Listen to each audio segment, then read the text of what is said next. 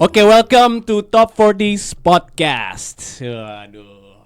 Kalau kalian ngarepin lagu di sini gitu ya, kayaknya kalian bakal ganti channel deh. Karena di sini kita ngomongin ide, iya nggak? Bener nggak? Betul. Jadi, musikalitas, tapi Bisa. dibantu dengan ideologis. Bisa. Iya. Kenapa judulnya Top 40s? Karena di sini adalah podcast tempatnya untuk kita menuju, ya kan, menjelang dan meniscayakan 40 tahun. Iya. Nggak usah disebutin kita umur berapa ya. Iya nggak, Dang? Tapi pokoknya 40 itu untuk 40 tahun lah, kurang lebih situ. Jadi untuk episode pertama ini kita perdana ya di sini. Ya. Perkenalkan dulu ya awalnya. Gua P gitu ya. Dan Denny, suka dipanggil Dadang.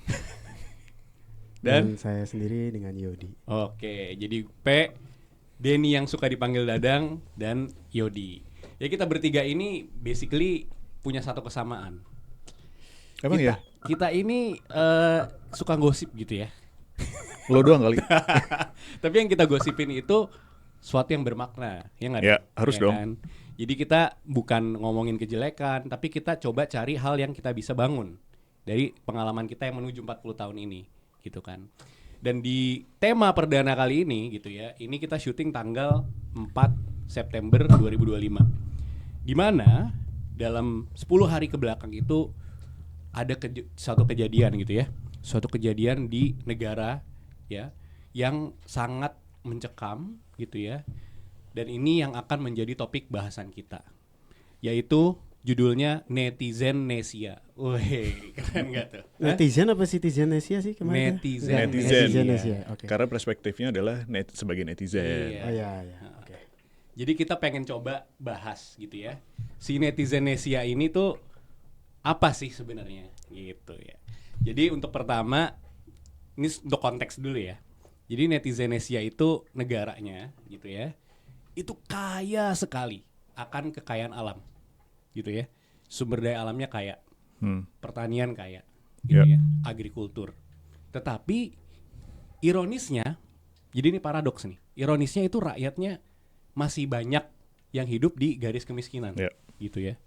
Nah, kita yang sudah mau menuju menjelang dan meniscayakan 40 tahun ini sudah cukup lah kita punya pengalaman yang bisa kita share, gitu ya. Entah ibaratnya yang seumuran dengan kita atau ibaratnya di bawah kita gitu, untuk bisa membangun ke depannya Netizennesia ini mau jadi seperti apa, gitu kan. Nah, konteksnya di situ dulu, gitu. Nah, sekarang gua mau pertama ke Dadang dulu dah. Dang, lu kan yang paling senior nih. Ya enggak? Ya enggak? Hah? Gue gak bisa jawab. Karena namanya top 40, gue rasa Dadang lebih cocok jadi over 40 ya. Jadi sebenarnya nih ya, kalau di kantoran kan ada senior eksekutif. Ini senior people dia maksudnya. Sebagai senior people nih, Dan. Gue pengen nanya sama lu, Dan. Lo recap bisa nggak sebenarnya Netizennesia ini dulunya tuh sejarahnya seperti apa? Singkat aja. Iya, kalau sebetulnya yang gue lihat Netizennesia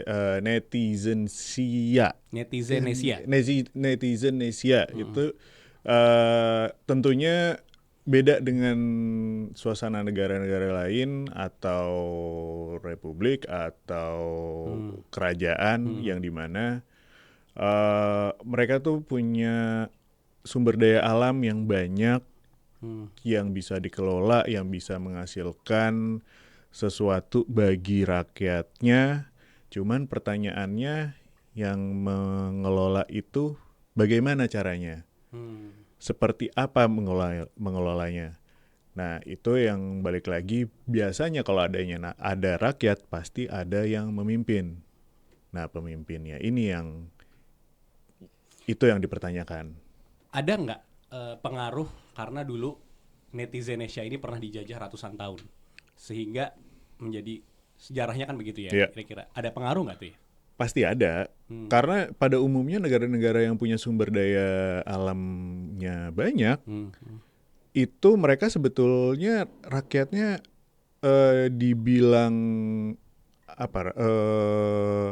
sejahtera tapi tidak yang berlebihan. Kekurangan juga enggak.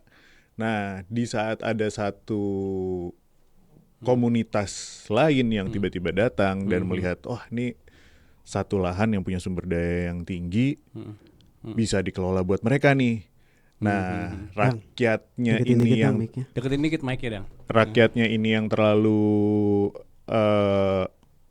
apa ya, maksudnya yang biasa aja, maksudnya terlalu santun mungkin dengan orang-orang baru, pada akhirnya Sangat welcoming gitu ya. Nah, itu dia.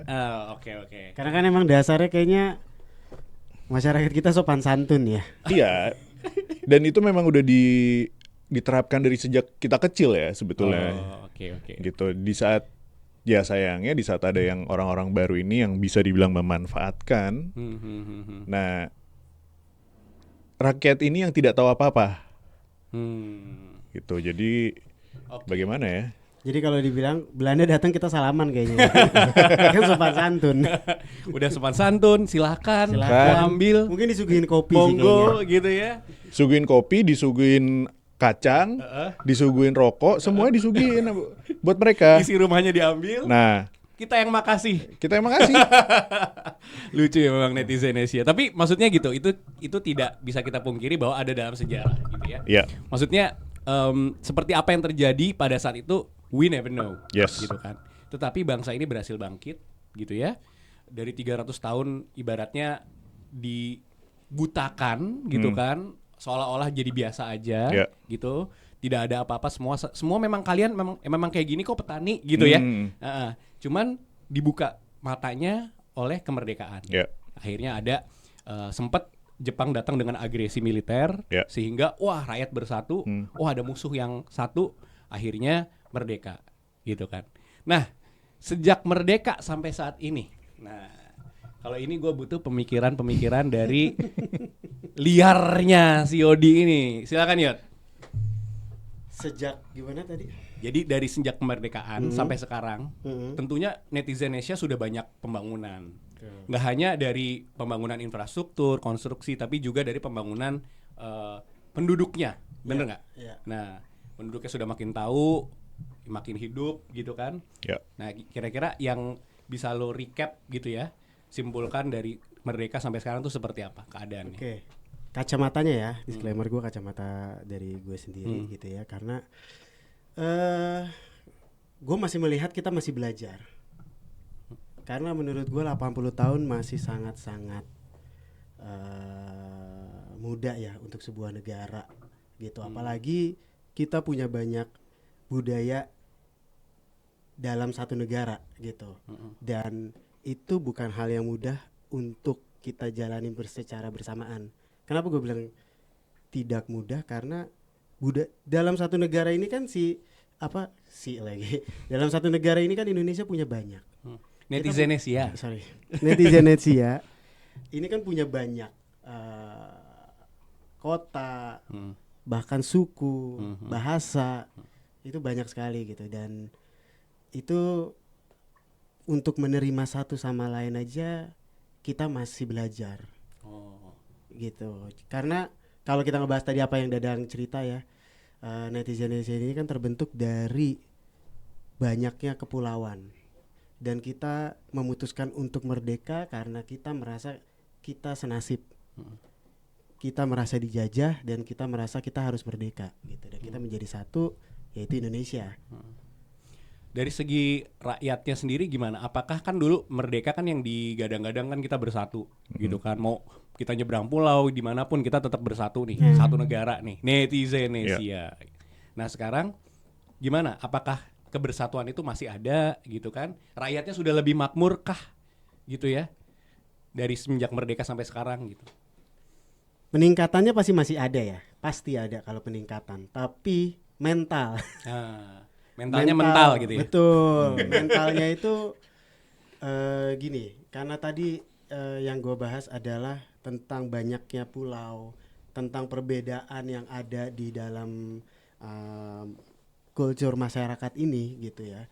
Jadi itu yang membuat ada gap ketika kita pengen mempersatukan semuanya menjadi satu suara gitu. Tapi kita merasa semuanya satu nasib, satu darah kali ya, satu rasa, iya bisa gitu. Tapi mempersatukan itu Belajar ya. Ya, menurut gue masih banyak yang harus kita pelajari, karena kalau kita coba flashback gitu ya ke belakang, pelajaran waktu SD, gimana kita dikasih tahu bahwa bagaimana kita dijajah, tapi makin kesini semakin besar, banyak berita-berita baru tentang detailnya sistem yang pada saat itu juga sudah rasanya apa ya? Rasanya kok nggak ada bedanya ya secara sistem ya antara dulu dan sekarang gitu. Sistem yang dilakukan oleh masyarakat Citizenesia ini. Citizenesia, bener nggak sih? Netizenesia, sorry. Oke, jadi kalau pandangan si Yodi nih ibaratnya masih belajar terus, gitu. Jadi nggak benar-benar bersatu karena banyaknya culture dan budaya. Dan dia terakhir ditutup dengan sistem, kayak gitu ya. Nah, gue memberikan pandangan untuk kedepannya. Jadi tadi masa lalu, histori dari yang sudah cerita, masa kini, Yodi juga ada cerita. Nah, masa depan nih, gitu ya. Nah, masa depan ini, we never know. Tetapi kita bisa prediksi dengan apa yang terjadi, gitu ya. 300 tahun kita dijajah, itu menurut gue kita bisa bagi sebagai 3 fase. 100 tahun pertama fase anak, 100 tahun kedua fase remaja, dan 100 tahun ketiga fase dewasa. Jadi sebenarnya di dalam satu negara ini tuh kita masih di fase yang pertama nih. Jadi fase yang anak. Nah, anak itu akan ketahuan dia anak bandel, yakin gak dia gak bakal sukses? Nggak tahu. Tetapi kalau dia punya modal gitu ya, untuk dia bisa belajar dan sukses, mudah-mudahan dia maju. Nah, untuk itu kita setelah pesan-pesan berikut ini. Oke, kembali lagi ke Top 40s Podcast, di mana podcast ini untuk menuju menjelang dan meniscayakan 40 tahun gitu. Gue yakin orang-orang seumur kita banyak ya. Harusnya banyak sih. Hah? Harusnya banyak lah. Harusnya banyak ya. Harusnya banyak. Karena gini generasi pembeda loh. Yoi, kita melewati masa di mana dulu analog menjadi digital kan?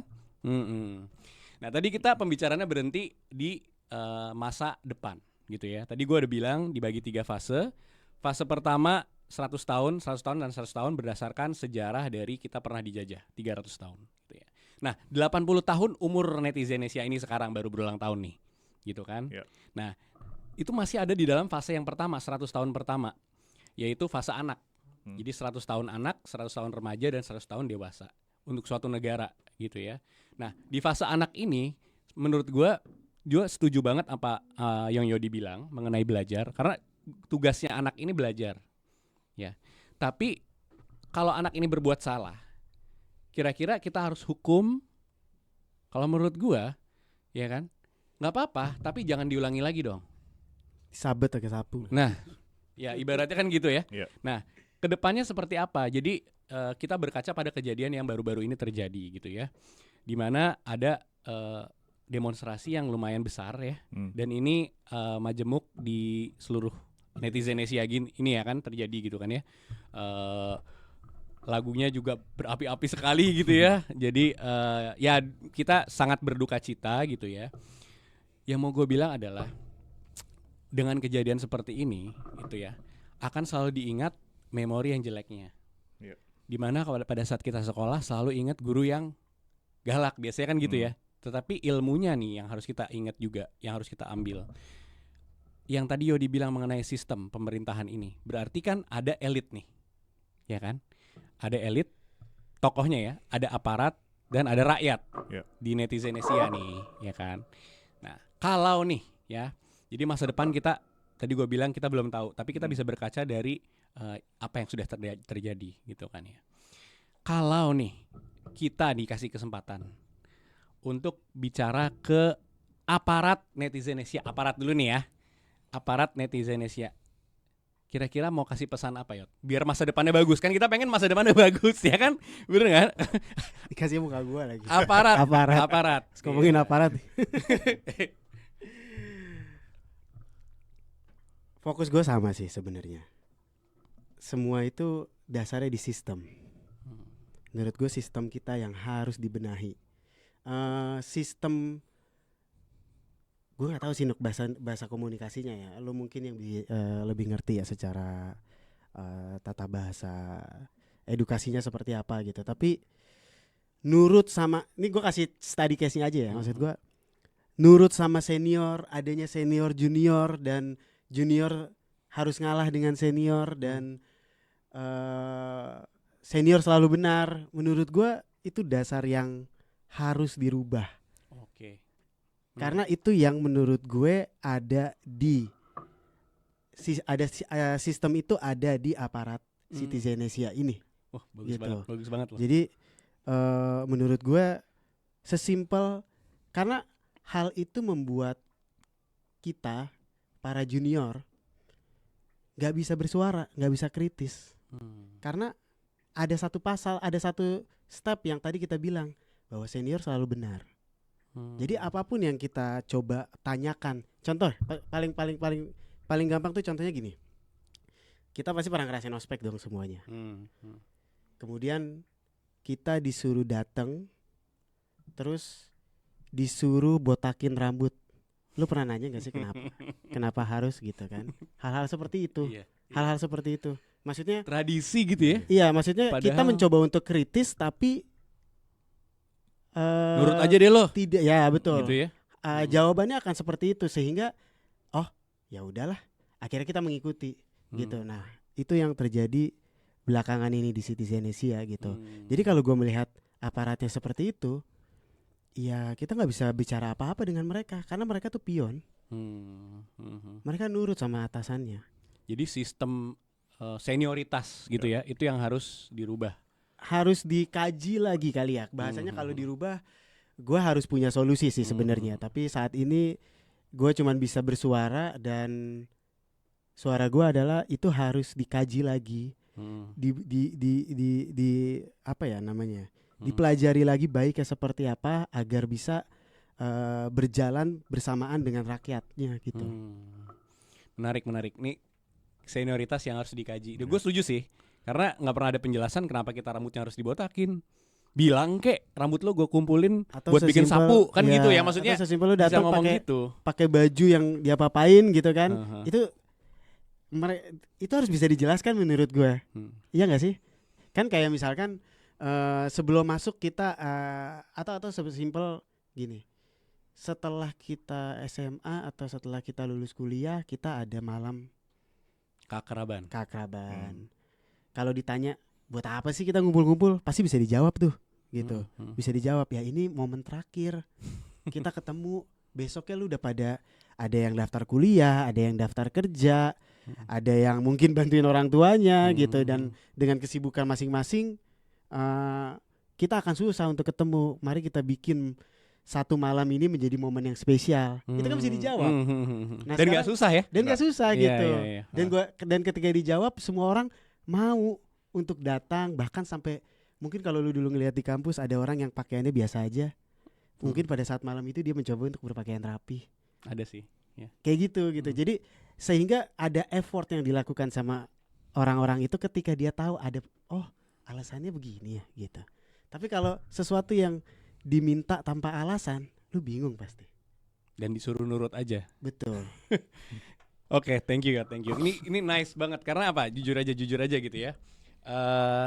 Ibaratnya kalau misalnya bisa diomongin, didiskusiin, itu kenegaraan yang sangat paripurna sih. Maksudnya ya dengerin aja dulu juniornya gitu kan. Dan problemnya lagi ya ngomong ke masa depan. Senior ini kan kalau di kehidupan nyata nih senior ini lulus, digantikan senior baru. Tapi ini masalah seniornya nggak lulus nih. Nah karena seniornya nggak lulus gitu kan, ibaratnya juniornya gimana nih Dang? Gue datang ke lo untuk nanya nih, rakyat netizenesia nih, pesan yang mau lo sampaikan untuk rakyat netizenesia. Senior Citizenesia. Gue sebetulnya mau nambahin dikit, maksudnya mungkin Okay, agak sedikit kontradiktif ya, maksudnya kayak tiba-tiba tadi kepikiran. Kalau ngomongin aparat, sebetulnya balik lagi ini lo semua mau bilang gue salah, mau gue bilang benar, terserah. Cuman salah menurut gue adalah aparat dan guru itu mempunyai dasar yang hampir mirip. ada dalam arti adalah gue konteksnya di sini lebih ke panggilan yang dimana dua-duanya sama-sama menjaga. Guru itu menjaga anak-anak putra-putri bangsa untuk di masa depan. Aparat itu menjaga keamanan rakyat. Gitu. Nah, di situ yang gue berpikirnya adalah karena sekarang kalau ditanya, gue yakin lo nggak ada yang tiba-tiba, oh gue mau jadi guru, oh gue mau jadi aparat, gitu. Tapi kalau misal memang ada panggilan hati, itu udah jelas susah tuh digoyahin. Calling ya. Itu menurut gue ada panggilan di situ. Jangan jadi guru nggak bisa kaya katanya. Iya. Suatu orang di netizenesia gitu. Nah, itu jadi yang dimana sebetulnya itu pekerjaan yang mulia menurut gua, gitu. Karena di dua-duanya lo sama-sama mengayomi, gitu kan. Nah, cuman kalau balik lagi tadi pertanyaan lo adalah untuk masa depan anak muda. Anak muda itu bisa dibilang nggak punya arah mata angin harus ke mana. Kompasnya tuh nggak ada. Dengan ada orang-orang kayak tadi, ya orang tua, tentunya keluarga, habis itu dan guru sebagai orang yang di luar keluarga untuk membimbing si anak muda, itulah yang memberikan arah, gitu. Tapi balik lagi arahnya itu yang menentukan si anak muda ini. Nah, bagaimana supaya si orang-orang sekitarnya, terutama lingkungan, mau itu keluarga atau teman dan lain-lain hal, si anak ini tidak kebablasan. Yang seharusnya dia mengarah ke arah barat, janganlah dia ke arah timur. Yang jagain siapa tuh? Kalau menurut gue yang menjagain adalah pintu awalnya adalah si orang tua. Setelah orang tua adalah lingkungan sekitar. Lingkungan sekitar ini bisa jadi sekolahnya juga. Yang berarti adalah gurunya juga termasuk, gitu. Nah, bisa juga lingkungan komplek. Gitu. Gue potong dong. Kalau arahnya bisa digambarkan dengan ini nggak sih? Kita tuh dulu waktu masih SD, SMP lah. SMP kita udah dengerin musik. Ya. Ya nggak sih? Musiknya lagi keren tuh zaman itu. Zaman tahun berapa gua itu? Gak mau sebutin musiknya karena nanti ketahuan berarti angkatannya. Enggak, maksudnya pada saat itu kita suka banget sama musik. Sehingga pemain bandnya sendiri itu bisa dibilang dia menjadi role model buat kita.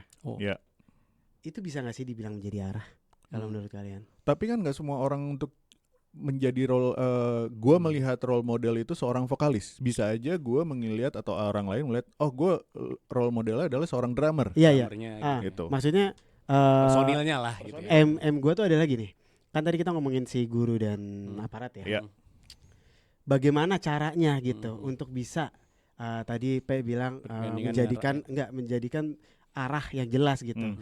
Nah, dia pengen menentukan kalau kita bisa memberikan sebagai aparat atau guru itu dengan hal-hal yang bagus, hal-hal yang baik, itu kan mereka menjadi mereka membuat mereka kayak, oh, gue pengen sih kalau jadi guru, ternyata guru tuh sebaik ini ya, semulia ini ya.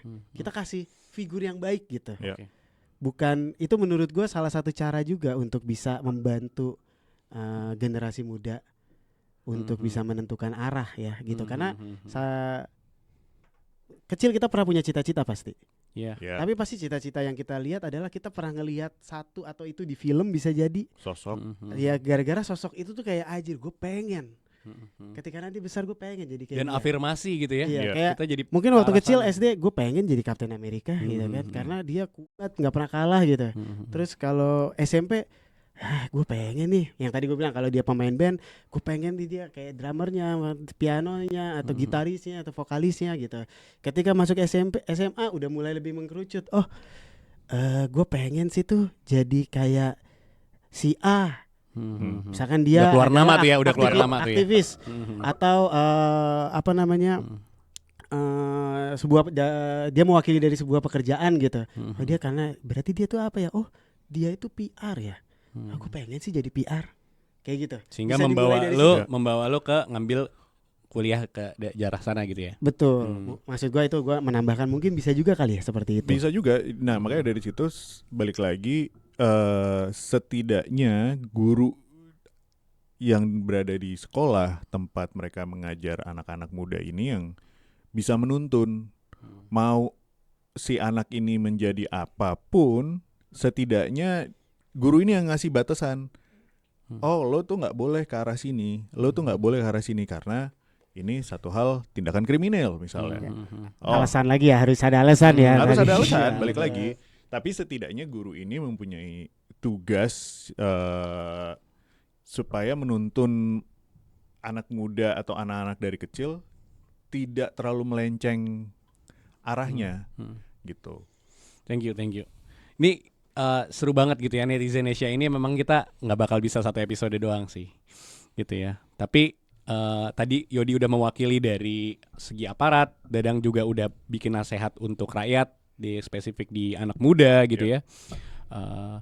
Gue pengen terakhir nutup dengan pesan terhadap elit. Nah, elit ini adalah yang punya kekuasaan dan juga punya uang gitu ya. Jadi kita sebut saja elitnya Netizenesia gitu ya. Tadi ada kalimat yang bagus yang gue bisa rangkum gitu ya dari kalian berdua. Intinya bahasanya satu kata, kritis. Ya gak sih? Ya. Kita harus kritis kenapa senior kita gituin kita. Kita harus kritis kasih alasan kenapa harus melakukan tidak boleh seperti itu gitu kan ya. Tetapi sebagai elit gitu ya, begitu melihat kembali lagi tadi, sama aja kayak senior dan junior. Kalau ada rakyatnya itu atau aparatnya sekalipun kritis terhadap elit, ya jangan cengeng lah gitu ya. Maksudnya kalian harus jangan takut dikritik. Ya. Jadi kalau rakyat kalian kritis, that's good, kalian pinter. Jangan jadi kalian takut dikritik. Kalian sendiri maksain mau negara maju butuh pemikiran orang-orang kritis. Tapi kalian takut dikritik. Itu bukan negara, itu kultus men. Ya gak sih? Orang dipuja-puja gak pernah dikritik, maunya validasi pembenaran, itu kultus, itu bukan negara. Gitu ya. Don't worry, take it easy aja. Maksudnya orang pasti kritis untuk pembangunan negara kok. Gitu kan? Bukan kriminal kok. Mereka mau mikirin gimana negara ini bisa lebih sukses dan makmur, kan kurang lebih gitu ya. Nah, elit juga harus denger dan jangan juga takut dikritik, jangan cengeng juga gitu loh. Harus bisa kuat ya, supaya kita bisa bangkit dan negara ini bisa maju ke depannya. Kurang lebih seperti itu. Jadi thank you yang udah dengerin gitu ya, sepenggal pemikiran bapak-bapak almost 40 dan over 40. Jadi ya gue Gue Denny. Gue Yodi. Kita ketemu lagi di next episode yang pasti lebih seru. Oke, bye-bye. Bye.